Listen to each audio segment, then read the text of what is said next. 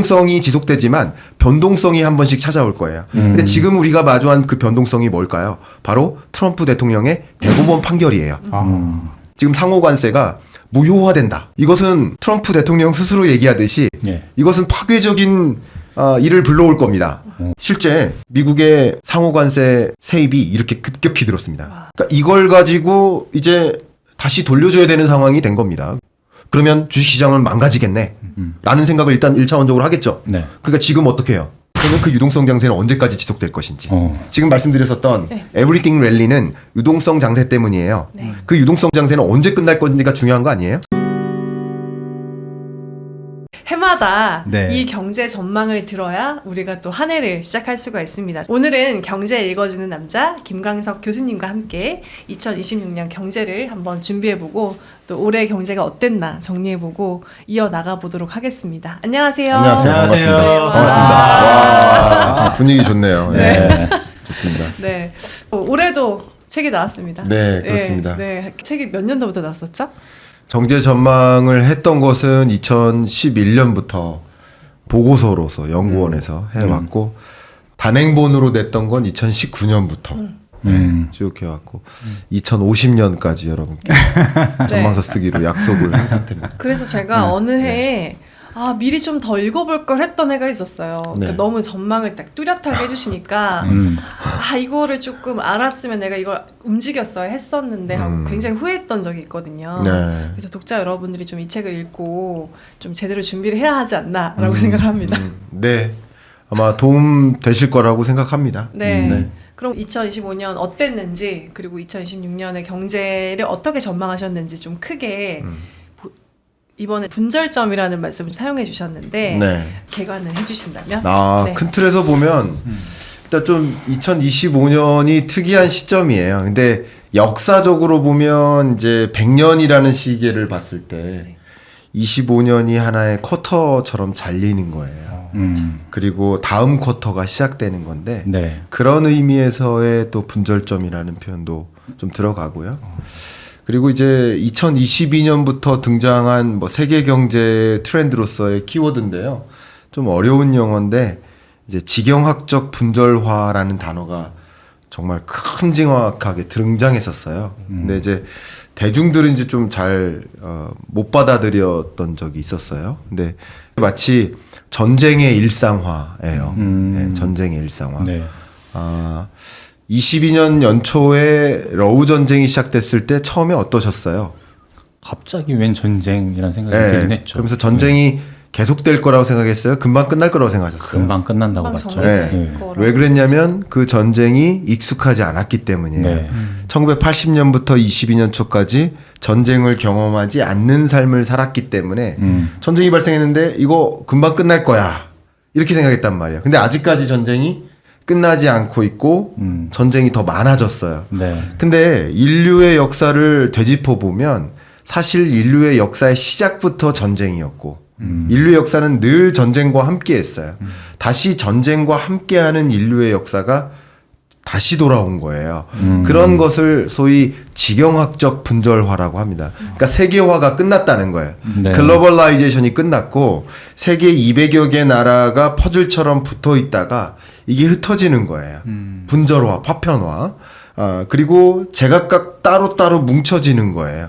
더군다나 이제 트럼프 2.0 시대에 이 분절화를 더 가속화시키는 거죠. 그러니까 그런 면에서 이 시점적인 면에서도 분절화라는 표현을 작가적인 감성으로 좀 갖다 붙인 거라고 볼 수 있겠고, 그리고 2026년을 좀 가리켰을 때 지경학적으로도 이 지구의 모습이 이제 세계화가 끝나고 분절화가 되고 있다 이렇게 표현을 해봤습니다.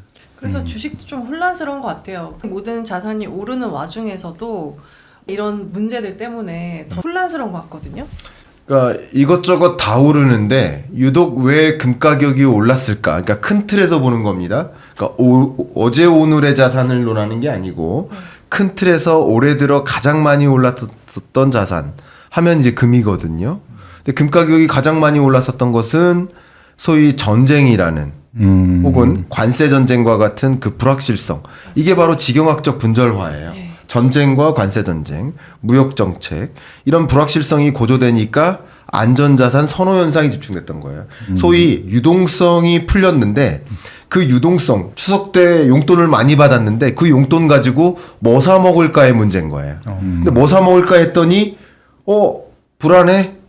금 했던 거예요. 그러니까 금으로의 돈의 쏠림이 더 집중됐었던 것이다. 그게 직영학적 분절화에 나타나는 현상이라고 볼 수 있겠죠. 상대적으로 안전자산 하면 금과 달러였는데 네. 달러에 대한 신뢰도는 떨어뜨렸으니까 더 금으로의 쏠림이 있었던 거라고 볼 수 있겠죠. 그러면 이 직영학적 분절점에 대해서 말씀을 해주셨는데 네. 그럼 오늘 저희가 이제 에브리띵 랠리에서 계속 저희도 좀 돈을 벌고 싶은데 그리고 자산을 네. 지키고 싶은데 가장 주목해야 될 점이 있다면 무엇일까요? 가장 중요한 것들? 저는 이제 많은 분들이 이제 혼란을 갖고 계신데 가장 대표적으로 AI 버블인가 아닌가. 물론 전문가들 사이에서도 이거 가지고 서로 다툼이 있으세요. 네. 근데 물론 어느 쪽 하나도 그 무게추가 뭐 작다라고 평가하고 싶진 않아요. 네. 그런데 적어도 여러분들이 이 AI 버블이다 아니다. 그러니까 다른 말로 거품론과 유망론이 이렇게 첨예하게 다투고 있는데 기본적으로 왜 거품이라고 주장하는지, 네. 왜 아직도 유망하다, 이제 시작에 불과하다라고 하는지 그 근거를 바탕으로 해서 이 시장을 명확하게 판단해 볼 필요가 있지 않을까라고 저는 말씀드리고 싶고, 네네. 그 중에 하나의 의사결정을 여러분들도 내려야만 소위 여러분들이 포모를 겪지 않을 수 있다. 그렇죠. 그래서 이 두 가지 양론 중에 정확하게 분석을 해보는 것도 필요하지 않을까. 그 밖에 저는 이 두 가지 거품론이냐 아니냐 이것도 중요하지만 사실 이것을 만드는 그 배경 중에 하나가 오히려 변동성을 가져오는 일인데 저는 이제 그동안 계속 여기서도 말씀드렸지만 유동성 장세가 지속되지만 유동성 파티라고 표현했어요. 네. 유동성 파티가 지속되지만 유동성 함정이 중간중간에 있다. 그러니까 유동성 파티와 유동성 함정 사이. 그래서 위험한 유동성 장세라는 표현이에요. 그 얘기를 좀 해드리려고 합니다. 그러니까 유동성이 지속되지만 변동성이 한 번씩 찾아올 거예요. 근데 지금 우리가 마주한 그 변동성이 뭘까요? 바로 트럼프 대통령의 대법원 판결이에요. 만약에 관세 전쟁이 지금 상호 관세가 무효화된다. 네. 이것은 트럼프 대통령 스스로 얘기하듯이 예. 이것은 파괴적인 일을 불러올 겁니다. 근데 정말 어떤 시나리오가 있을지 들여다봐야죠. 예. 그리고 정말 그것이 금융시장에 파괴적인 영향이 있을지 두 가지의 결과가 있을 거 아니겠습니까? 네. 무효화될 것인지 유효화될 것인지. 네네네. 그 두 가지 시나리오를 한번 확인해 볼 필요가 있겠죠. 그리고 그 중에 여러분의 의사결정이 좀 사전에 있을 필요도 있겠죠. 네네. 그 시나리오를 좀 봐야 될 것이고, 그리고 그 결과가 언제쯤 내려질 것인지에 따라서 그 결과에 대응하는 것도 필요하겠고, 그 이후에 그러면 이 유동성 장세는 이게 변동성을 불러일으키는 변수라고 한다면, 네. 그러면 그 이후에는 유동성 장세가 지속될 거라고 가정할 수 있겠는데, 그러면 그 유동성 장세는 언제까지 지속될 것인지. 지금 말씀드렸었던 네. 에브리띵 랠리는 유동성 장세 때문이에요. 네. 그 유동성 장세는 언제 끝날 건지가 중요한 거 아니에요? 그렇죠. 제가 네. 사실 여러분들께 말씀드리는 게 이 주가가 언제 얼마 찍을까? 예를 들어서 팔란티어가 얼마까지 오를까? 삼성전자가 얼마까지 오를까? 코스피가 7,500 찍을까? 그거는 누가 알아요? 그건 아무도 모른다고 생각해요. 네네. 그러니까 저의 주장입니다. 그건 누구도 모른다. 그러니까 그걸 판단하려 하지 말자. 그냥 저는 항상 기간을 정리하자. 시대를 정리하자. 그러니까 2025년, 2026년 언제까지가 유동성 장세의 기간인지를 정리하자. 부동산도 마찬가지예요. 언제까지가 완화의 시대인지, 언제까지가 긴축의 시대인지. 그러니까 제가 작년에 이 자리에 왔을 때는 2025년, 2026년까지 피벗의 시대라고 했었죠. 네. 피벗의 시대가 다름 아닌 유동성 장세라는 뜻이에요. 예. 자본시장, 자산시장 관점에서는. 그러니까 주식시장, 부동산시장은 오르는 장세라는 뜻이에요. 다른 말로. 그죠? 그러니까 그 시대를 구분하면 돼요. 그러니까 얼마나 오를지, 얼마까지 오를지 그거를 판단하기에는 굉장히 어려움이 있어요. 왜냐하면 우리가 판단하기 어려운 수많은 변수들이 또 많이 있으니까. 네. 그러니까 우리가 들여다보는 것은 그 시대가 어디까지 구획을 정하는 것이 맞는지에 대한 그 판단 기준이 중요한 것이지 이게 얼마까지 오르는지가 그걸 어떻게 판단하겠습니까? 그죠? 맞습니다. 그런 관점에서 저는 어쨌든 그런 능력은 없으니까 시대를 판단하자. 언제까지가 봄이고 언제까지가 여름인지 예. 이 봄, 여름은 언제까지인지 그 계절 구분만 해보자. 그러면 그 계절에 맞게만 행동하자. 네. 저는 그런 의견이거든요. 네. 좋습니다. 그런 이야기를 오늘 좀 해보고 싶습니다. 그럼 뭐부터 시작해 볼까요? 핫한 주제 네. 세 가지. 질문 주시는 것에 대해서. 네. AI를 가장 먼저 말씀해 주셨으니까 지금도 늦지 않았다라는 그런 관점도 있고 지금은 투자하기엔 좀 애매한 시점 아니냐 이런 관점도 있는데 그래서 되게 헷갈리거든요. 네. 교수님은 좀 어떻게 판단하시는지 좀 궁금하고 지금 상황이 어떻게 돌아가는지도 한번 들어보고 싶습니다. 네. 어떻게 생각하시는지요? 일단 AI 거품론 하면 그림이 이런 거죠. 네. 그러니까 2008년 금융위기 때처럼 예. 예를 들면 혹은 그 전 앞으로 또 돌아가 보면 닷컴 버블 때처럼 네. 한번 쭉 오르다가 한 번에 와장창 무너지는 역시 2005년 말까지 쭉 오르다가 한 번에 와장창 무너지는 뭐 그런 게 오지 않겠느냐 뭐 그런 게 소위 거품론 아니겠습니까? 네, 네, 네. 자 그러면 정말 그런 것인지 지금부터 한번 봐야 되는데 거품론부터 한번 정리해 보겠습니다. 왜 거품론이 등장했느냐? 네. 가장 쉬운 것부터 하나하나 가겠습니다. 한 세 가지로 정리를 해볼게요. 거품론의 근거 첫 번째가 테크 기업에 너무 많은 투자가 집중됐다 이겁니다. 예를 들면 S&P 500을 기준으로 여기 그래프 보시는 것처럼 전체 뭐 시가총액을 기준으로 봐도 그렇고요. 전반적으로 보면 뭐 예를 들어서 M7 기업의 시가총액이 S&P 500 기업의 시가총액 중에서 지금 36.2%까지 올라왔어요. 어마어마하네요. 7개 기업이. 네. 근데 약 10년 전, 제가 지금 9.8%라고 제가 숫자를 적어 넣었는데, 이게 정확히 딱 10년 전이에요. 굳이 따지면 2015년 1월 기준 10%가 안 됐었어요. 네. 근데 이렇게 M7 기업을 중심으로 돈이 집중적으로 쏠렸다 이런 거예요. 근데 이게 뭐가 문제냐?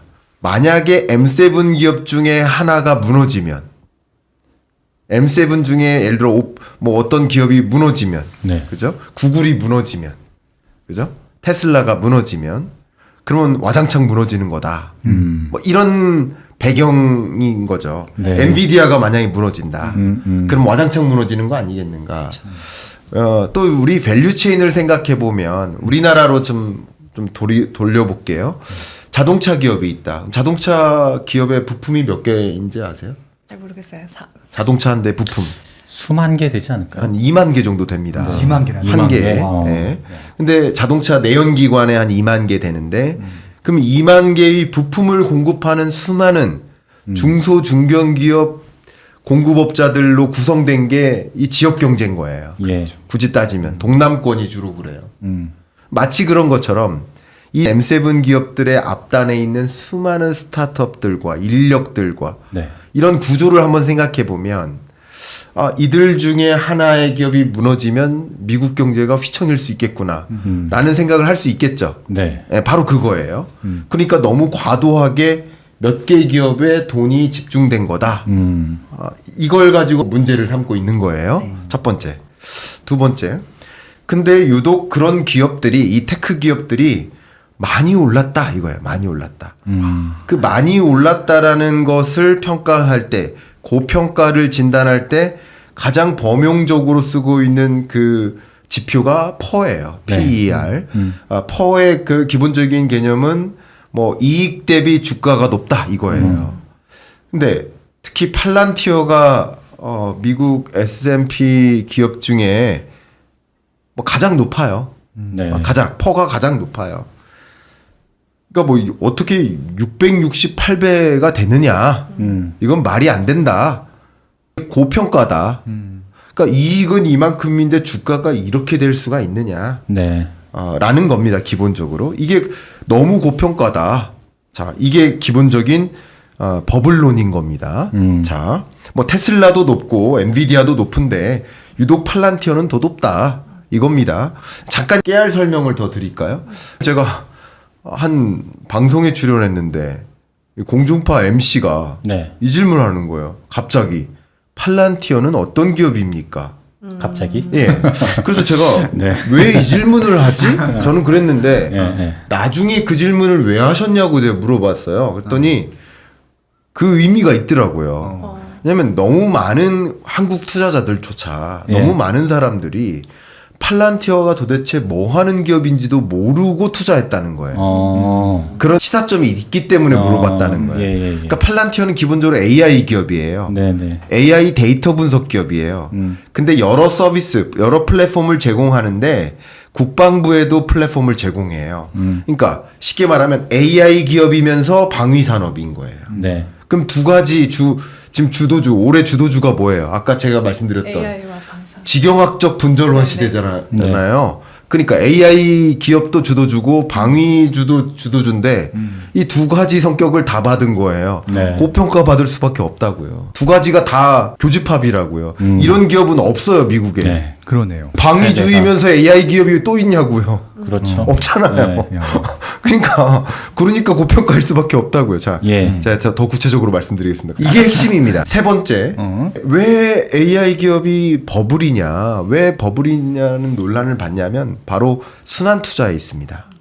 보시는 것처럼 오픈 AI가 마이크로소프트에 소위 투자하고 마이크로소프트가 엔비디아에 투자하고 엔비디아가 네네네네. 코어웨이브 이렇게 다 서로 투자하고 서로 사주고 서로 인프라 투자하고 서로 고객이 돼주고 서로 주주가 돼주고 돌고 돈다 이거예요. 예. 이 안에서 이게 순환 투자의 개념인 거예요. 자, 조금 더 명확히 보여드리면 이런 거죠. 가장 대표적으로. 제가 더 구체적으로 설명을 뭐 드릴 필요는 없는 것 같은데 네네네. 가장 대표적으로 이제 오픈 AI 같은 경우 엔비디아한테 오픈 AI가 나 데이터 센터 짓고 싶어요. 그러니까 엔비디아가 투자해 주죠. 거대한 금액을 투자해 줍니다. 근데 그 투자할 때 그 데이터 센터에 들어가는 이 GPU는 GPU. 우리 거 써. 네. 근데 그거 잘 생각해 보세요. 순환 투자라고 지적을 하지만 제가 이렇게 벌써 반문을 드릴게요. 지금 이 AI 업계가 아니다 하더라도 전 산업을 놓고 한번 판단했을 때 순환 투자가 아닌 경우가 있습니까? 없을 것 같은데요. 방금 같은 하다못해 시기라면. 자영업체라도 네.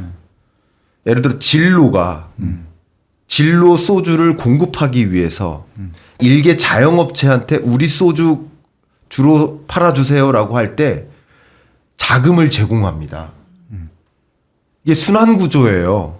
금융사가 대출해주죠. 네. PF 대출 받아다가 건설하고 그리고 건설 다 되면 돈 돌려줄게요. 이 모든 게 다 순환 투자예요. 그러니까 순환 투자가 아닌 게 어디 있어요. 그러니까 이 모든 게 예를 들어서 제가 KCC 갔다가 깜짝 놀랐어요. 전 직원이 KCC 전 직원이 현대차 아니면 안 돼요. 현대차 직원보다 더 심해요. 현대차 직원들은 다른 차 타도 돼요. KCC 직원들은 현대차 아니면 안 돼요. 제가 단언할 수 있습니다. KCC 직원들은 100% 현대차만 타야 돼요. 왜냐면 현대차가 주요 고객사니까. 이게 우리나라 기업들이 다 순환 투자예요. 서로 고객사고 네네. 서로 납품하고. 제가 이게 AI업만 그런 게 아닙니다. 서로 투자해주고 서로 고객사가 돼주고 서로 공급업체가 되고 여러분 서로 그렇습니다. 네. 제가 근데 이 순환 투자가 정말 이것만으로 잘못됐다고 할 수 있는지 여기서 더 들어가 보겠습니다. 오히려 저는 이게 건전한 산업 생태계다라고 얘기할 수 있겠습니다. 말씀드려 볼게요. M7 보통 보면 보시는 것처럼 전체 마켓 캡에서 M7의 비중이 늘어요. 네. 29%까지 늘었어요. 근데 보시니까 오히려 전체 벌어들이는 돈 중에 M7 기업이 71%예요. 사실은 오. 미국에서 돈 버는 기업들이 M7이에요. 근데 그들이 돈을 많이 버는데 어떡해요? 그러니까 이유 있는 주가 상승이라는 걸 제가 말씀드리는 거예요. 예. 돈 많이 버는데 어떡하라고요?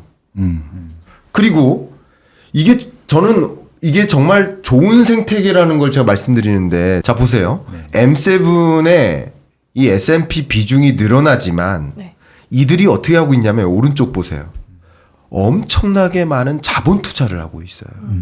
이들이 미국 경제를 위해서 미래 유망 산업에 신규 투자를 하고 있어요. 그러니까 아까 서로 순환 투자하고 있다고 했는데 이들이 순환 투자하고 있는 게 과거에 고무를 생산하고 위해서, 나무를 재배하기 위해서 그렇게 순환 투자하고 있는 게 아니라 미래 유망 산업을 위해서 순환 투자하고 있는 거예요.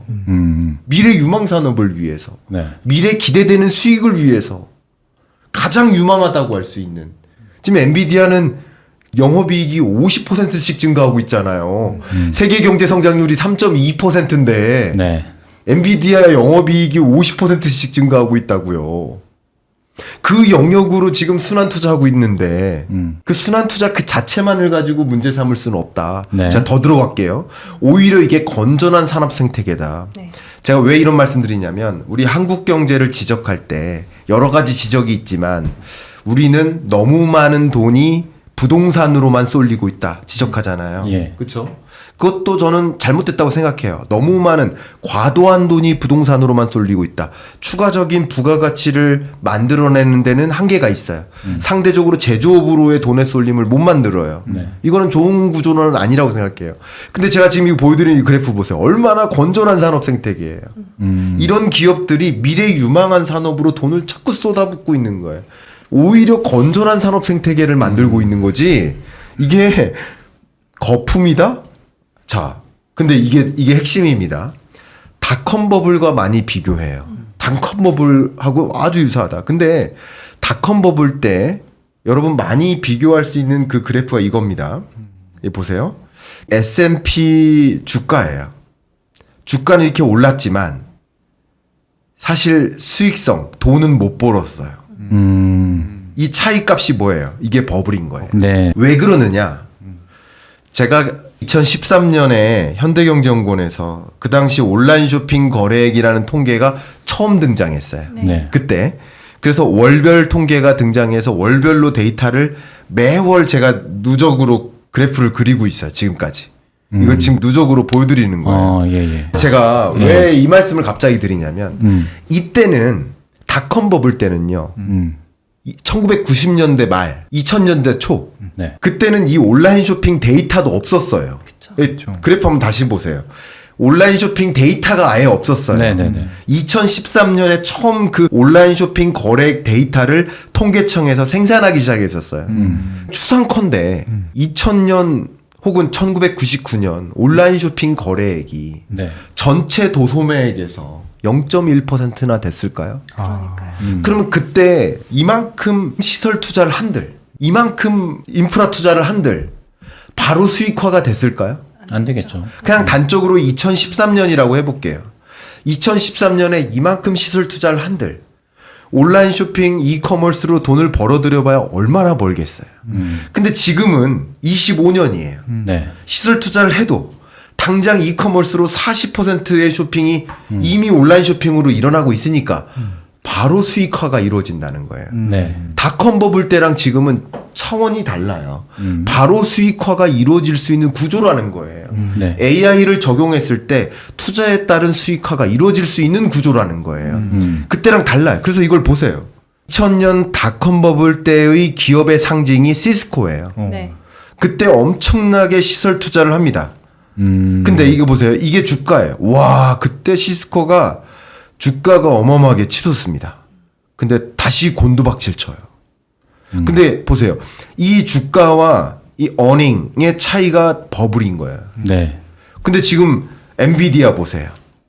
주가와 이익이 같이 가나? 비례하네. 같이 가잖아요. 네. 그러니까 많은 분들이 주가가 이렇게 상승하는 걸 보고 100% 상승했네? 팔런티아가 170% 상승했네? 말이 돼? 근데 왜 주가가 170% 상승한 것만 보냐고요. 영업이익이 170% 이상 상승한 건 왜 안 따져보냐고요. 네. 제가 그 말씀 드리는 거예요. 이유 있게 상승한 거라고요. 네. 이유 있게 상승한 걸 봐야 된다고. 닷컴 버블 때랑은 차원이 다르다고요. 네. 지금 실적이 기반이 되는 주가의 상승이라고요. 그러니까 항상 우리가 버블 여부를 판단할 때 실적은 10% 상승하는데 주가는 20% 상승한다. 버블이죠.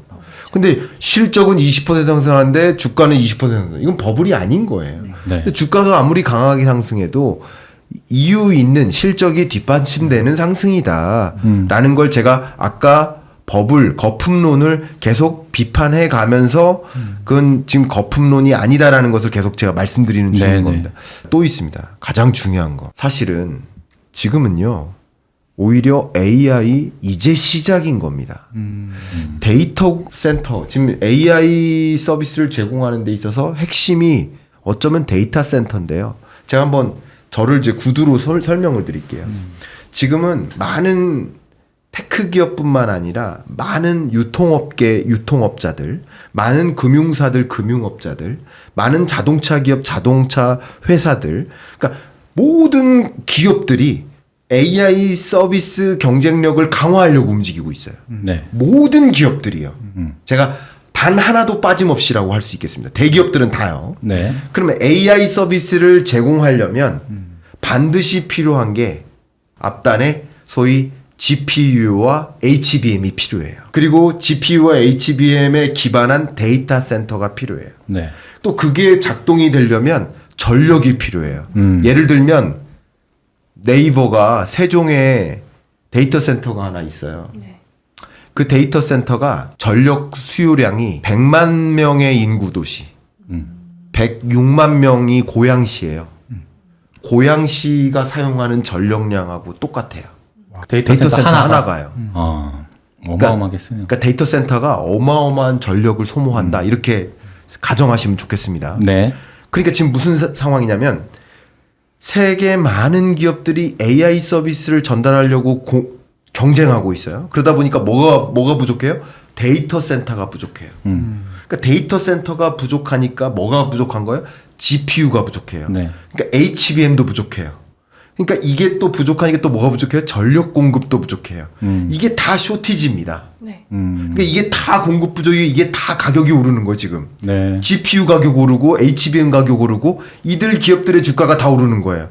전력 공급 가격이 오르고 전력 공급 관련 기업들이 다 오르고 구리 가격이 오르고 이 밸류 체인이 다 오르는 거예요. 네. 그러니까 지금 이런 현상들이 뭐예요?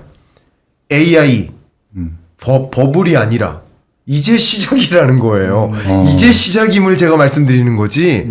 어떻게 지금 이 시작 단계에 AI 거품론을 이야기할 수 있을까? 참 제가 보기에는 네. 과하다. 그러니까 닷컴 버블과 비교하는 것 자체가 너무 과하다. 그러니까 주로 너무 많이 올랐는데 순환 구조에 있기 때문에 위험하다라는 것을 주장하는 것인데 저는 너무 과한 감이 있다. 근데 주로 제가 지금부터 말씀드릴 나머지 거시경제적인 어떤 변동성을 만드는 요인들이 있을 때마다 위험 회피 현상, 네. 그 위험 자산 회피 현상, 주식시장에서 내던지고 떠나는 현상들이 있을 때마다 근거를 자꾸 AI 거품론을 삼는 것뿐이에요. 핑계를 삼는 거예요. 자, AI 거품이야 하면서 핑계 삼아 던지는 거예요. 왜 그러냐? 오를 때 뭐 때문에 올라요? AI 때문에 올라요. 네. 오를 때 뭐 사요? AI 사요. 네. M7 산다고요. 오를 때 M7 사요. 나갈 때 뭐 팔아요? 또 M7 팔아요. 그러니까 변동성이 뭐 때문에 약이 돼요? M7 때문에 약이 돼요. 네. 그러니까 지금 유동성 때문에 오르는 게 M7이고 변동성 때문에 빠지는 게 또 M7인 것 뿐이에요. 네. 그러니까 유동성과 변동성이 왔다 갔다 하는 것인데 지금 주식시장의 모습이 이게 왔다 갔다 하는 모습인 것인데 근데 그 근거를 자꾸 AI 거품론을 삼는 거예요. 근데 지금까지 제가 길게 말씀드렸던 것처럼 AI 거품론에 해당되는 요소들을 제가 여러 가지 각도로 반박을 제가 해드린 거죠. 예. 그래서 총론적으로 말씀드리겠습니다. 네. 비교를 해보면 2000년대 닷컴 버블과 비교했을 때 그때는 수익에 기반하지 않았다. 지금 수익에 기반한다. 그때는 빚져서 만들었다. 설비를.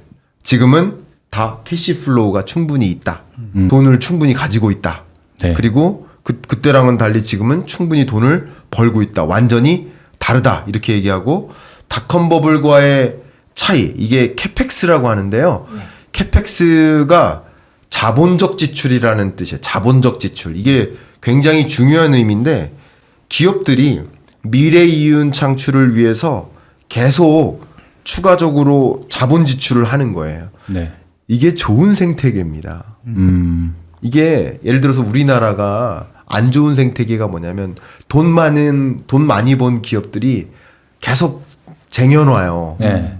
이게 우리 경제를 성장시키지 못하게 막는 건데 M7 기업들이 미국 경제의 성장과 도약을 위해서 계속 순환 출자하고 계속 또 성장과 도약을 위해서 또 계속 데이터 센터, 세계 최대의 데이터 센터 만들고 그러니까 세계 최대의 GPU를 확보하고 있는 거예요.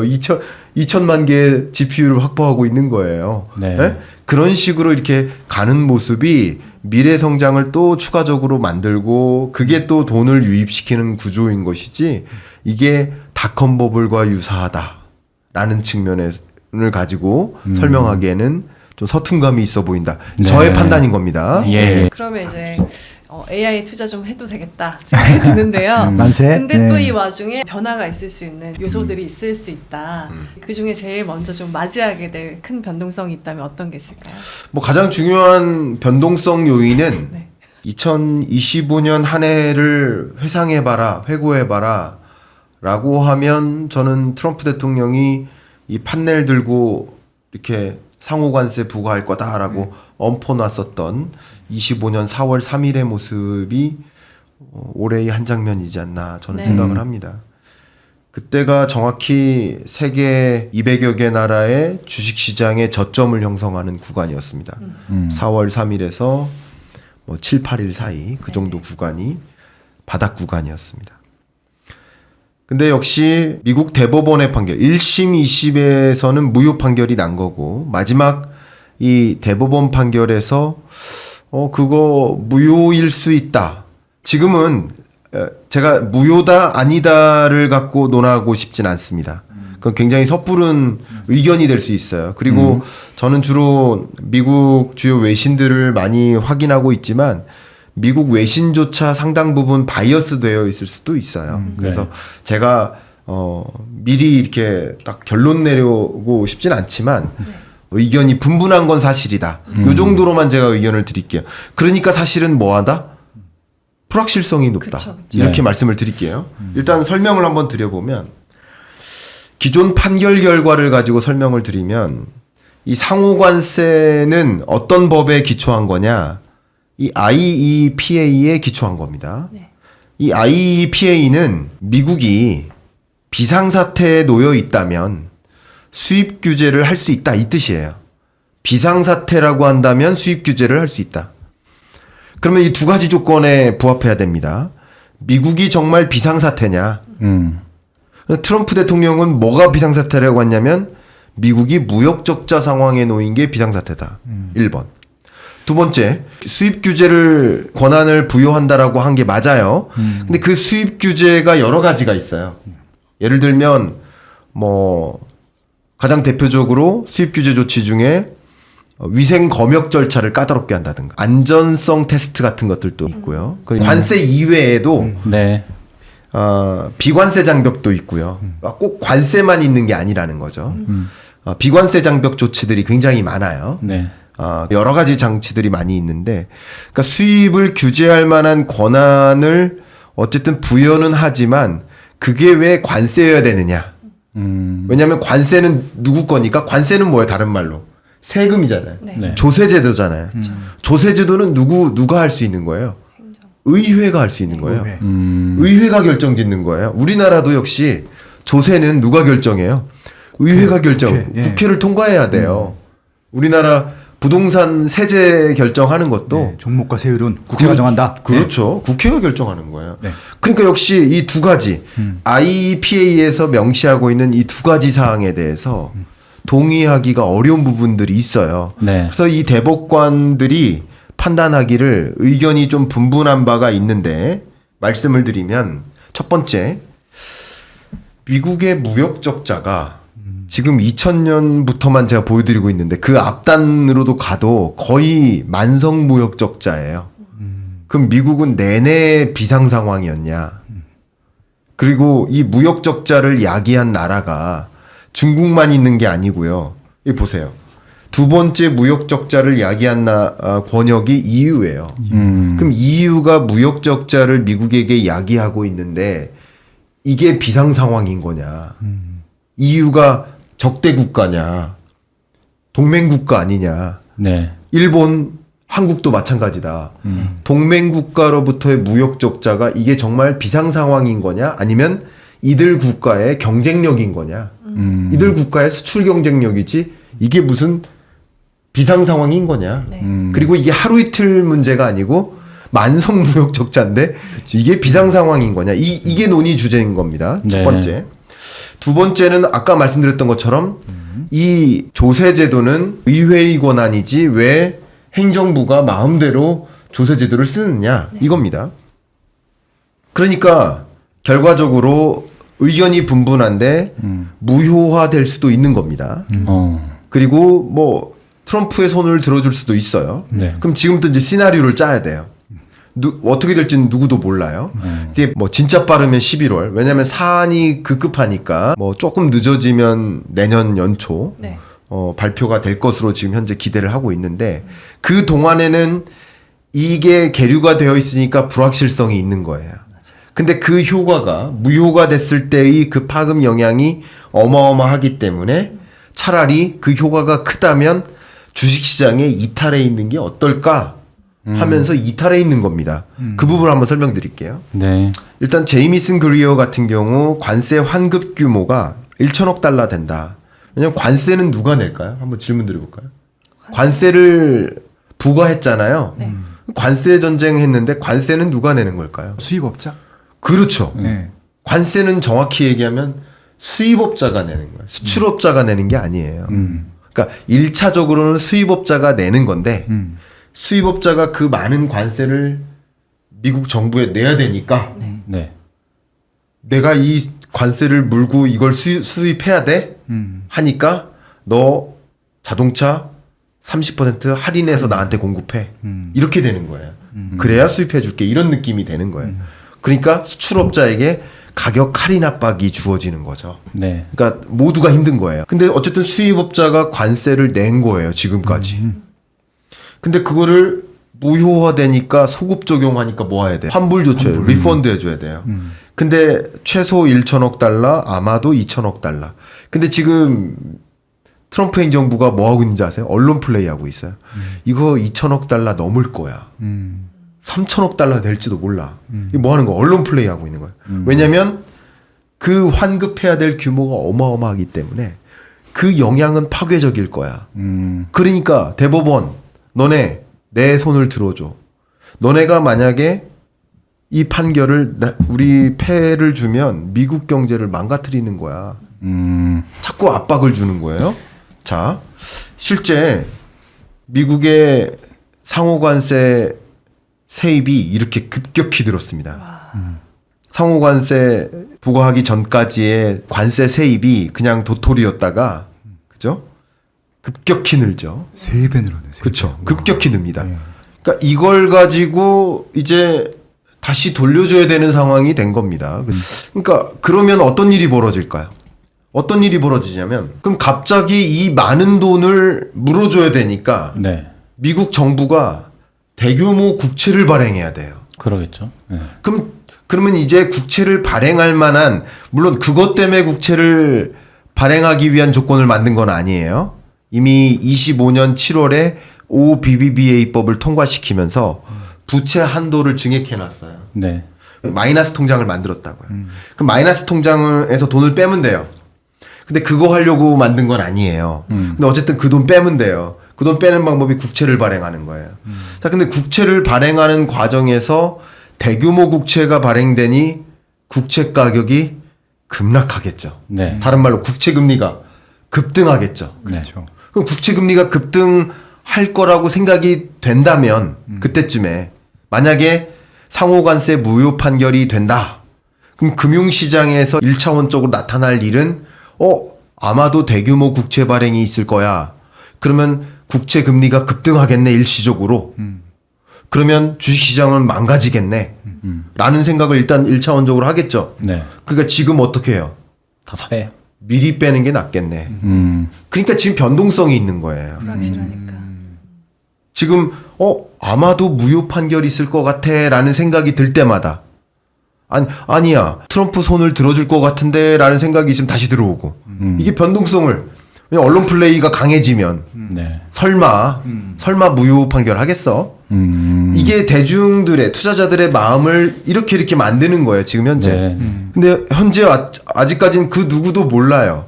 이게 누구도 모르니까 주식시장에서 이것은 정말 작은 일이 아닙니다. 그러니까 어마어마한 국채 발행을 만들어낼 수 있는 것이고 트럼프 스스로 물론 이게 언론 플레이일진 모르겠지만 스스로도 이게 파괴적이다라고까지 표현하고 있어요. 예, 예. 그러니까 어쨌든 상호관세 무효 판결 시 금융시장에는 충격을 줄 수 있다. 그리고 그 지점에도 충격을 줄 수 있겠지만 그 충격이 있을 것이라는 것을 가정하고 지금부터 주식시장에서 변동성이 야기되고 있는 것이다. 위험 자산 회피 현상이 있는 것이다. 네. 그게 주식시장에서 떠나고 코인 시장에서 떠나는 모습인 거예요. 아. 그리고 더 중요한 거 말씀드릴게요.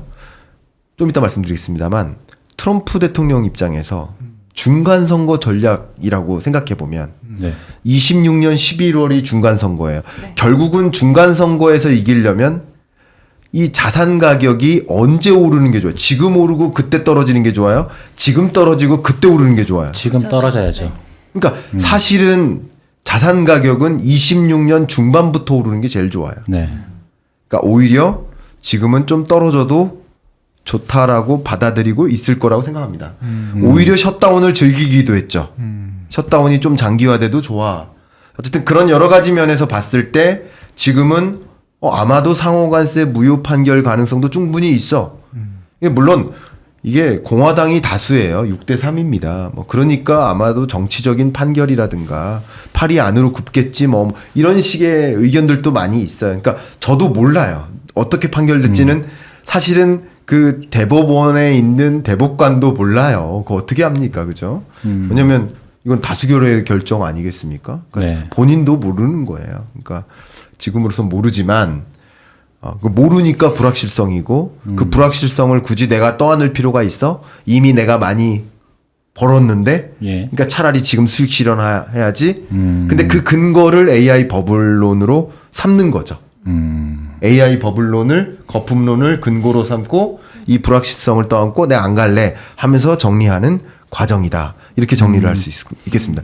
이게 일단 금융시장에서 나타나는 첫 번째 현상입니다. 네. 두 번째, 이게 더 무서울 수 있어요. 두 번째가 뭘까요? 플랜 B입니다. 만약에 무효가 되면 트럼프 대통령은 당연히 플랜 B를 가동하겠죠. 네. 플랜 B는 뭘까요? 당연히 플랜 B는 무역 확장법 232조를 사용할 겁니다. 그러니까 상호관세는 아까 IEPA 법을 사용한 것이고 네. 그리고 지금 계속 도입해왔던 품목별 관세 있잖아요. 네. 예를 들어 반도체 관세, 알루미늄, 철강 관세 이건 다 무역 확장법에 기초했던 거예요. 트럼프 1기 때 싸웠던 거, 1기 때도 중국하고 싸웠던 거 이게 다 무역 확장법에 기초했던 거예요. 예. 그러니까 품목별 관세는 무역 확장법인 겁니다. 이거는 정당한 거예요. 그러니까 상호 관세는 나라에 대해서 부과했었던 것이고 한국 3,500억 달러 투자해 그걸 투자를 이끌어내기 위한 수단으로서 상호 관세를 부과해 왔던 것이고 이제 그게 아니면 무역 확장법이라는 카드를 가지고 여러 품목에 걸쳐서 품목별 관세를 부과할 가능성이 있다. 근데 제가 정말 많은 그 기업들 만나잖아요. 네. 경영전략회의 가면 기업들이 이게 더 무섭다라고 합니다. 그러니까 품목관세가 무섭다는 게 아니라 또 한 번 바뀌는 게 무섭다는 거예요. 그러니까 상호관세 거기에서 좀 낮아지면 됐지. 그러니까 차라리 이거 그대로 트럼프가 승소하는 게 낫지. 여기서 만약에 품목별 관세를 적용해서 다 해집어 놓을까봐 걱정된다. 라는 것이고, 또 한 가지 되게 재밌는 것은 이 품목별 관세는요, 네. 국별로 차등 적용할 수가 없어요. 품목별로 똑같은 관세인 거예요. 전 세계가요? 그렇죠. 예를 들면 자동차 관세는 똑같은 거예요. 아, 알루미늄 관세, 철강 관세 똑같은 거예요. 25%, 15% 그런 거예요. 그러니까 이 무역 확장법의 기초에서 품목별 관세를 부과하고, 물론 어떤 나라에 대해서 어떤 협조를 해주면 너 관세 깎아줄게 뭐 이런 조치를 해줄 수도 있겠지만, 기본적으로 무역 확장법의 기초에서 예를 들어서 우리나라와는 15% 관세를 적용했잖아요. 그럼 우리나라와 교역하는 수출입 품목들을 쭉 나열했을 때 각각의 품목에 대해서 다 똑같이 품목별 15% 관세를 부과하면 결과적으로는 똑같은 게 되는 게 아니겠어요? 근데 이제 기업들은 다시 또 복잡해지는 일이 생길 수 있겠죠. 그죠? 예, 그런 더 혼란스러운, 그러니까 이건 지금 실물 경제입니다. 네. 금융시장이라는 측면에서 혼란스러워질 거고, 실물 경제적인 측면에서 수출입 구조가 되게 혼란스러워질 수 있다. 플랜 B를 분명히 작동시켜서 미국이 손해보는 일이 없도록 해야 된다. 왜냐하면 어떤 국가들은 나 다시 돌려줘, 뭐 이런 일이 있을 수 있거든요. 네. 예. 그러니까 이게 혼란스러울 수 있다라고 보는 것이고, 마지막, 만약에 미국이 승소하면 어떻게 될까요? 트럼프가 승소합니다. 예, 트럼프가 승소하면. 네. 그럼 랠리 아니에요? 그때부터 완전? 승소하면 어떻게 될까요? 그래도 혼란스러울 것이다. 아, 그래요? 라고 봅니다. 많이들. 그러니까 물론 몇 가지 기업에 따라서 좀 다를 수도 있지만, 내가 이겼네? 나의 상호 관세를 합법적으로 인정해줬네? 아. 그러면 이제 앞으로 중간 선거 때까지 내 마음대로 해도 된다는 뜻이네? 그러니까 무역 질서를 더 깨트리는 상호 관세 등등에 대한 이 관세 전쟁을 더 강하게 드라이브 거는, 내가 지금까지 왕이었는데 계속 왕처럼 더 군림해도 되겠네 하는 드라이브를 계속 걸 거라는 또 다른 혼란. 그러니까 혼란의 종류가 다른 것이지, 이렇게 하나 저렇게 하나 결론이 어떻게 내려져도 다 혼란스러울 것이다. 다만 제 생각에는 무효될 때 더 혼란스럽지 않을까라는 의견은 좀 가지고 있습니다. 왜냐하면 금융시장이라는 관점에서 네. 상당한 혼란을 줄 것이다. 그러니까 이런 것들을 가정하고 있다 보니, 어느 정도 네. 상정하고 있다 보니 지금 금융시장에서 선반영되어서 차라리 지금 빼고 있는 게 낫지 않을까. 그 결과가 나온 다음에 다시 들어가는 게 낫지 않을까. 아무리 유동성이라 하더라도 그때 들어가는 게 낫겠다. 이런 판단들을 또 많은 부분들이 하고 계십니다. 여기까지 들으면 네. 사실 AI 거품론은 핑계였다. 이런 사실 다른 이슈 때문에 AI 거품론을 핑계 삼아 그냥 주식시장에서 이탈했던 현상이다. 그리고 네. 하루 팔란티어가 10% 오르다가 그 다음날 팔란티어가 다시 10% 떨어지고 그리고 그 다음날 팔란티어가 다시 10% 오른다면 그게 거품론에 해당되는 현상일까? 그죠? 네. 그러네요. 그러니까 지금 되게 막 대등한 것 같아요. 지금 사야 된다가 지금 사면 안 된다가, 그러니까 조금만 빠져도 막 매수가 붙어갖고 가격이 또 올라버리고 그런 게 반복되고 있는 그런 상황인 것 같습니다. 그러면 이제 마지막으로 교수님께서 말씀하신 이런 문제들이 다 해결됐다. 그러면 그 유동성 장세가 이제 시작이 될 거잖아요, 본격적으로. 네. 그거는 또 어떻게 흘러갈까요? 일단 정말 많은 분들이 아직까지도 그런 비슷한 질문을 저한테 주시면서 그때마다 제가 이렇게 답변 드립니다. 아직 보면 2025년 경제가 너무 어려운데 분명 실물 경제 정말 어렵다고 느끼고 있는데, 정말 어렵다고 듣고 있는데, 근데 왜 이렇게 다 올라요? 라는 질문이 제일 많아요. 근데 그런 질문을 받을 때마다 저는 오히려 좀 쉽게 각인시켜 드리기 위해서 오히려 이렇게까지 설명드립니다. 실물 경제가 안 좋으니까 다 오르는 겁니다. 라고까지 설명드려요. 오히려. 그래서 실물 경제와 네. 자본 시장을 좀 구분하여 이해하십시오라고 강조하고자 그렇게 말씀을 드리는 거예요. 또 역시 그것을 각인시켜 드리기 위해서 그림을 먼저 보여드리겠습니다. 이게 정말 저는 제가 보는 이 지금의 이 실물 경제와 이 자본 시장을 구분하는 괴리. 굉장히 중요한 역사적인 그림이라고 저는 생각을 하는데 이 그림이 2000년에 나왔습니다. 이 월스트리트이 자본 시장을 뜻하고요. 메인스트리트이 실물 경제를 뜻합니다. 우리 골목 경제, 자영업자, 여러분의 소득, GDP, 수출액 이런 게 실물 경제예요. 실물 경제는 분명히 안 좋습니다.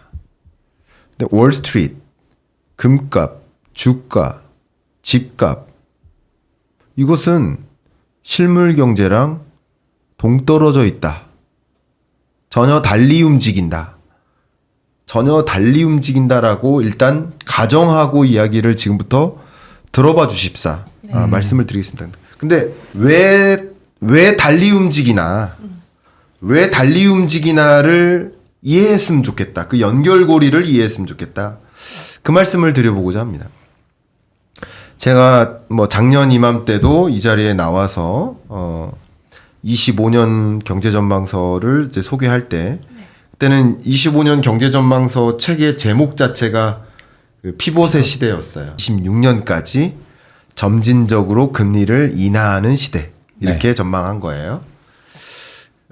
그때 보여드렸을 법한 그래프일 텐데 그때는 그래프가 24년 한 7, 8월 정도에서 잘려 있었겠죠. 그 이후에 미국은 금리를 5.5에서 4.0으로, 영국은 역시 4.0으로, 캐나다도 5에서 2.5로, 한국도 3.5에서 2.5로 금리를 다 인하해 나갔습니다. 제가 점쟁이라서가 아니라요. 제가 그리고 대단해서가 아니라요.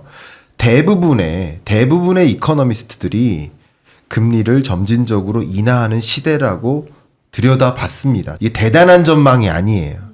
그럼 피벗의 시대라고 정의한 것뿐이에요. 저는. 네. 그럼 피벗의 시대라는 얘기는 금리를 점진적으로 인하하는 시대. 그 금리를 왜 인하하겠어요? 물가 상승률이 목표하는 수준에 가깝게 내려간다는 얘기예요. 목표하는 수준. 혹여나 또 오해하실까봐 제가 누차 반복하지만 물가가 내려간다는 게 아니라 물가 상승률이 목표 물가를 향해 내려간다고요. 물가는 안 내려갑니다. 물가는 여러분 인생 동안 한 번도 내려간 적 없습니다. 우리나라 역사상 내려간 적이 없어요. 네. 물가는 우리 앞으로 살아가는 동안에도 내려가지 않을 겁니다. 물가 상승률이 목표 물가 2%를 향해 내려오고 있기 때문에 중앙은행으로서는 각국의 중앙은행은 중립금리를 찾아 금리를 조정해 나가는 겁니다. 네. 피벗의 시대인 겁니다. 또 다른 의미로 물가 상승률은 왜 떨어지는 걸까요? 다른 의미로 역으로 생각해 보면 경기가 안 좋기 때문입니다. 그러니까 다시 말하면 금리를 왜 내리냐? 경기가 안 좋으니까 금리 내리는 거예요. 경기가 좋으면 왜 금리 내립니까? 경기가 안 좋을 때 금리 인하하는 거예요. 금리 인하한다는 얘기는 다른 말로 유동성을 공급하는 거예요. 네. 자, 정리를 해보겠습니다. 실물 경제가 안 좋은데 왜 주가가 올라요? 실물 경제가 안 좋은데 왜 집값이 올라요? 실물 경제가 안 좋으니까 금리를 인하하는 거라고요. 실물 경제가 안 좋으니까 유동성을 공급하는 거라고요. 그러니까 실물 경제가 안 좋을 때 유동성이 공급되고 실물 경제가 안 좋을 때 유동성이 자본시장, 자산시장에 공급이 되는 거라고요. 실물 경제가 좋을 때 유동성을 왜 공급합니까? 실물 경제가 좋은데 소비 쿠폰을 왜 주죠? 실물 경제가 좋은데 추경을 왜 편성해요? 실물 경제가 좋은데 왜 확장 재정을 편성하냐고요? 실물 경제가 안 좋을 때 공급하는 거예요. 유동성은 실물 경제가 안 좋은 구간에 공급한다고요. 그러니까 오히려 실물 경제와 자본 자산 시장을 구분하여 이해할 필요가 있겠고 그 구분하는 연결고리를 유동성으로서 이해하시면 충분히 여러분들도 이해하실 수 있다. 그러니까 항상 우리는 구분하실 때 뭐를 구분하셔라? 시대를 구분하시면 된다. 그래서 제가 항상 말씀드릴 때 20년과 21년까지를 완화의 시대. 그러면 완화의 시대에 어울리는 자본시장의 모습이 있겠죠. 그리고 20년, 21년 완화의 시대에 어울리는 부동산 시장의 모습이 있겠죠. 22년, 23년은 긴축의 시대, 금리 인상 시대. 역시 긴축의 시대에는 긴축의 시대에 어울리는 주식시장의 모습이 있어요. 그리고 그 시대에 어울리는 부동산 시장의 모습이 있어요. 긴축의 시대인데 집값이 폭등하면 어울리지 않는 거예요. 그때 오를 수도 있겠죠. 그럼 이상한 거예요, 그거는. 이상한 무슨 정책이 가동된 거라고요. 그럼 그건 다른 의미로 분석을 해야 되는 거라고요. 큰 틀에서는 떨어지는 거라고요. 네. 역시 25년, 26년은 피벗의 시대라고. 점진적으로 금리 인하는 시대라고요. 급격하게 금리 인하는 시대가 아니라고요. 그러니까 점진적으로 유동성이 공급되는 시대다. 유동성으로만 풀이해보면 이런 거죠. 20년, 21년은 유동성이 폭발적으로 공급되는 시대. 22년, 23년은 유동성이 줄어드는 시대. 긴축의 시대. 25년, 26년은 유동성이 완만하게 공급되는 시대. 피벗의 시대. 이런 거예요. 이 시대에 맞게 20년, 21년에는 아파트 매매 가격이 급등하는 시대. 완화의 시대에 어울리는 부동산 시장의 모습인 거예요. 그리고 22년, 23년은 아파트 매매 가격이 급락하는 소위 긴축의 시대에 어울리는 부동산 시장의 모습이에요. 네. 또 역시 24년 중반부터 25년, 26년은 완만하게 아파트 매매 가격이 상승한다. 이거 서울 가격과 비서울을 구분해서 이해해야 되겠지만 평균 아파트 매매 가격으로 보면 이것은 강보합에 가깝죠. 이것도 역시 피벗의 시대에 어울리는 아파트 매매 가격이에요. 이 모습이 완만한 금리 인하, 완만한 평균 아파트 매매 가격 상승. 큰 틀에서 이렇게 보는 거예요. 그리고 더 깊게 들어가는 거죠. 그리고 나서 이렇게 보는 거예요. 그러니까 기본적으로 이것저것 다 오른다 라는 것은 사실 아무것도 안 오르는 겁니다. 금가격 오른다, 뭐 집값 오른다, 주가 오른다, 이것저것 다 오른다 라는 것은 사실 돈의 가치가 떨어지는 거예요. 네. 너무나 많은 돈이 공급되는 거예요. 자, 금의 양은 정해져 있어요. 돈이 많이 공급이 돼요. 그러니까 더 많은 돈을 주고 금을 바꾸는 거예요. 네. 주식의 양은 정해져 있어요. 돈이 많이 공급이 돼요. 더 많은 돈을 주고 주식을 바꾸는 거예요. 서울 아파트의 양은 정해져 있단 말이에요. 돈이 많이 공급돼요. 그럼 더 많은 돈을 주고 집을 바꿀 뿐이에요. 집 가격이 오르는 게 아니에요. 더 많은 돈을 주고 집을 바꿀 뿐이에요. 김밥 가격이 오른 게 아니에요. 1,000원짜리 주고 김밥을 바꾸다가 5,000원이나 줘야 김밥을 바꿀 수 있는 거예요. 돈의 가치가 떨어져서 더 많은 돈을 주고 김밥을 바꿀 뿐이라고요. 근데 제가 지금 아까 M1, M2 보여드렸지만 미국의 유동성의 증가 속도보다 우리나라의 유동성 증가 속도가 더 빨랐어요. 유동성의 양은 비교할 수가 없지만 유동성의 증가 속도는 우리나라가 더 빨랐어요. 이렇게 유동성을 늘림으로써 나머지 자산 가치를 상승시키는 이런 것을 우리는 디베이스먼트라고 합니다. 이게 한국어로는 없는 표현이에요. 그냥 디베이스먼트라고 하시면 됩니다. 그러니까 돈의 가치를 의도적이든 뭐 우회적으로든 떨어뜨리는 거예요. 돈의 가치를 떨어뜨리는 거예요. 이게 전략입니다. 이게 선거 전략이에요.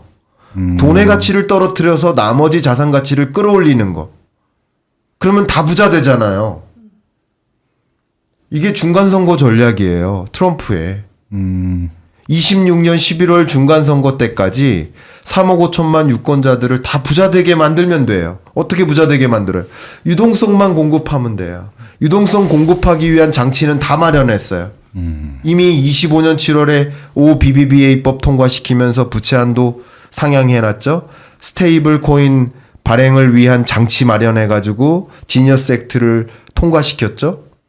그리고 연준 의장도 26년 5월이면 임기 끝납니다. 그러면 차기 연준 의장은 이미 트럼프 대통령한테 충성을 맹세하는 사람이 연준 의장으로 들어설 겁니다.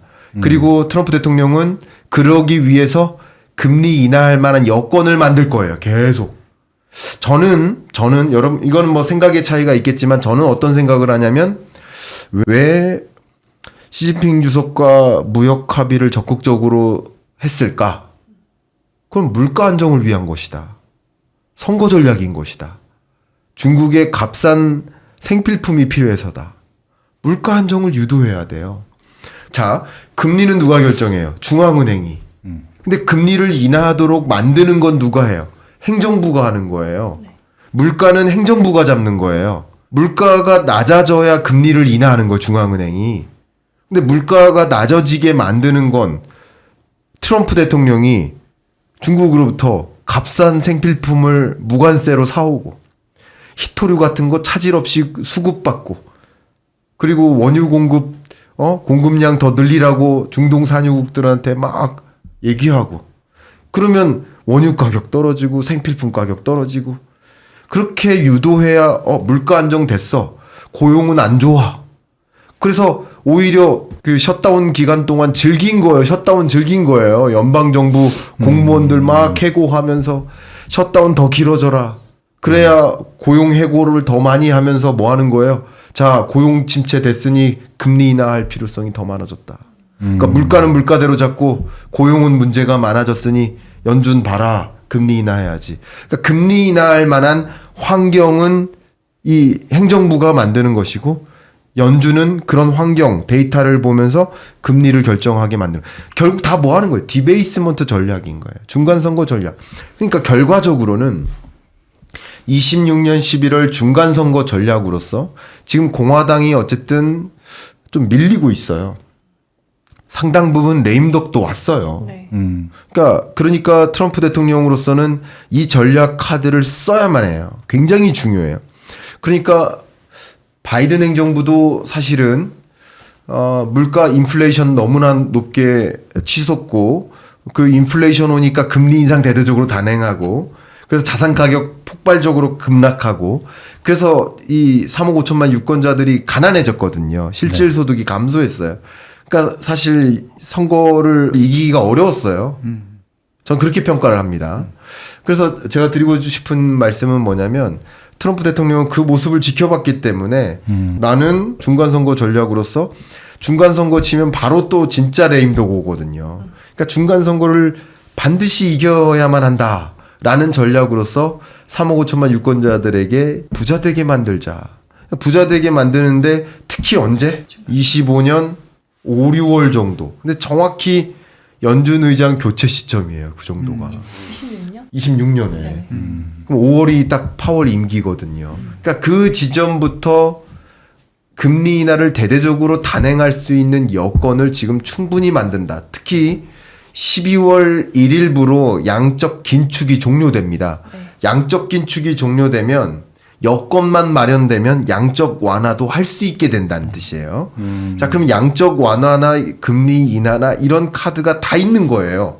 곧. 그러니까 그런 카드를 다 동원해서 유동성만 더 추가적으로 26년에 공급을 한다면 추가적으로 디베이스먼트를 더 만드는 것이고 네. 그러면 나머지 자산 가치를 더 올려서 에브리띵 랠리를 잠깐만 보여줬었는데 제대로 더 보여줄 수 있는 것이죠. 그러니까 이게 바로 유동성 장세를 계속 끌어올 수 있는 것이다.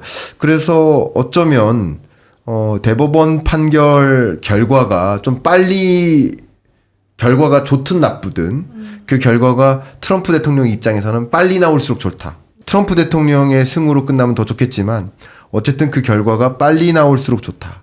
빨리 나온 다음에 그 이후에 에브리띵 랠리를 만들기 위한 디베이스먼트 전략을 취할 가능성이 있다.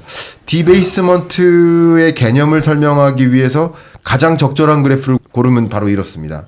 예를 들어서 올해 주식을 만약에 금으로 샀다. 혹은 현금으로 샀다. 결과가 달라요. 보세요. 현금으로 주식을 샀다 108% 벌었어요. 네. 근데 금으로 주식을 샀다 오히려 잃었어요. 이게 디베이스먼트의 개념이에요. 돈의 가치가 떨어지면서 주식이 오른 거다라는 개념인 거죠. 그러니까 트럼프 대통령의 전략을 어느 정도 확인할 수 있고 중간 선거 전략이 딱 들어맞기 위해서는 오히려 26년 대략 한 5, 6월 정도 그 지점으로부터는 이 에브리띵 랠리를 드라이브를 걸 가능성이 높지 않을까 이렇게 판단하고 있습니다. 네.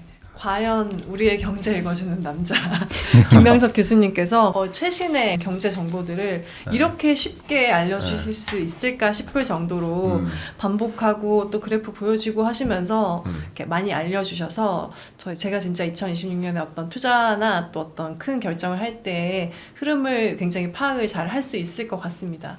근데 한 가지 걱정되는 것은 아까 실물 경제와 그런 투자 그런 자산과의 그 괴리가 크잖아요. 그러면 부익부 빈익빈이 너무 커질 것 같아서 좀 그런 걱정은 많이 되네요. 그러니까 지금 어떤 자산을 사실 수 있는 여력이 전혀 없으신 분들은 알아도 대처할 수 없는 어떤 자산 상승에 이렇게 좀 어떻게 걸 수 없는 그런 상황이 오겠네요.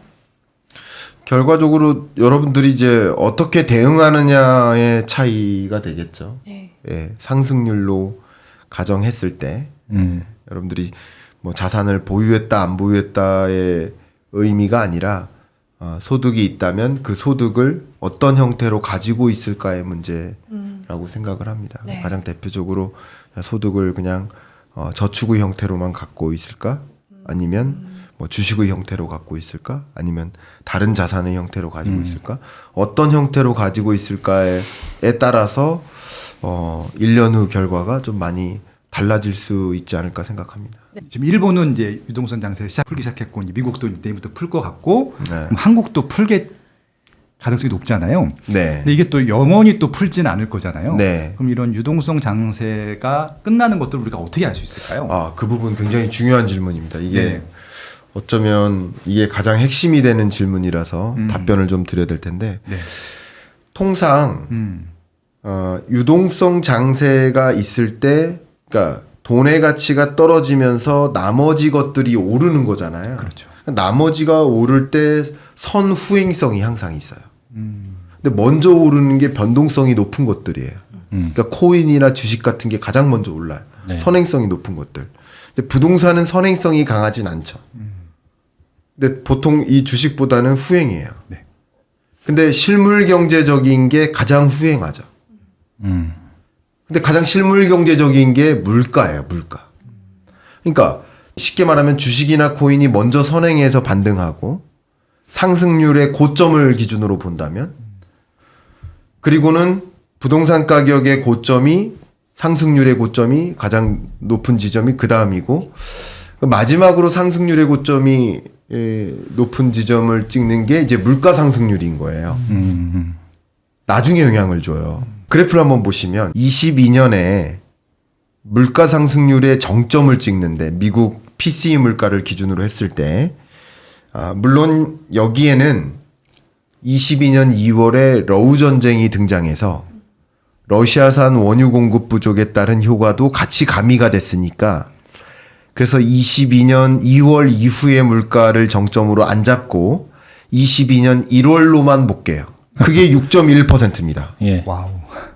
6.1%는 러우 전쟁이 발생하기 전 단계의 물가인 거예요.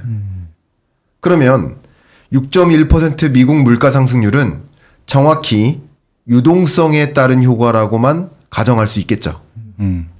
특히 미국의 20년, 21년 팬데믹 때의 물가 상승률은 2%도 채 안 됐었어요. 경제 위기였으니까. 그러면 앞에 말씀드렸던 것처럼 미국 주가나 뭐 집값은 20년, 21년에 고점을 찍었었죠. 그리고는 22년 1월에서야 물가가 정점을 찍는 거예요. 그러면 이렇게 정점을 찍고 나면 낮은 금리를 유지할 수 있어요? 없죠. 예. 자, 그렇기 때문에 트럼프 대통령으로서는 중간 선거 전까지 인플레를 만들면 돼야 안 돼요? 안 되죠. 안 돼요. 죽기 살기로 인플레를 막기 위한 노력을 한다. 그래서 어쩌면 중국의 도움이 필요해요. 트럼프 대통령 입장에서는 적어도 중간 선거 때까지는. 예. 그래서 무역 합의가 필요한 것이고 그런 것이 필요하다. 근데 만약에 그럼에도 불구하고 중간 선거 때까지는 유동성 장세가 이어질 것으로 가정하고 싶지만 가정한다. 그게 첫째고. 근데 만약에 인플레가 야기된다면 네. 그러면 유동성 장세는 그때 끝납니다. 아무리 중앙은행이라 하더라도 아무리 트럼프 대통령한테 충성을 맹세한 연준 의장이라 하더라도 인플레이션이 만약에 5, 6% 정도를 기록한다면 금리 인하, 낮은 금리를 유지할 수가 없습니다. 적어도 시장에서는 지금 낮은 금리는 적절하지 않아라고 판단하면서 적어도 시장에서는 떠나기 시작할 겁니다. 그래서 금리 인상을 기대하거나 이 금리 인상 사이클로의 전환이 필요하다라고 인식하기 시작할 겁니다. 그래서 금리 인상 사이클로의 전환을 알리는 신호는 바로 인플레이션, 물가 상승률이 5% 정도를 기록하는 지를 봐야 됩니다. 이게 핵심입니다. 네. 야. 네. 근데 물론 트럼프는 이런 데이터가 안 나오도록 만들기 위해 노력할 것이다. 네. 근데 그럼에도 불구하고 나온다면 이 유동성 장세는 끝날 수 있다. 이렇게까지 정리하겠습니다. 네, 와. 아, 명쾌합니다. 네. 오늘 방송 들으신 분께는 굉장히 행운의 방송이 될 것 같고요. 그리고 이 스테이블 코인 전쟁 2026년 경제 전망도 많은 관심을 가져주셨으면 좋겠습니다. 오늘 말씀 들어보면 정말 해박하고 명쾌하잖아요. 네. 근데 이렇게 20대 경제 트렌드도 알 수 있기 때문에 뒤에 뭐 한국의 경제는 어떻게 될지까지도 굉장히 상세하게 알려주셨습니다. 김강석 교수님의 책에도 많은 관심 가져주셨으면 좋겠습니다. 네, 오늘 함께 해주셔서 너무 감사합니다. 고맙습니다. 감사합니다.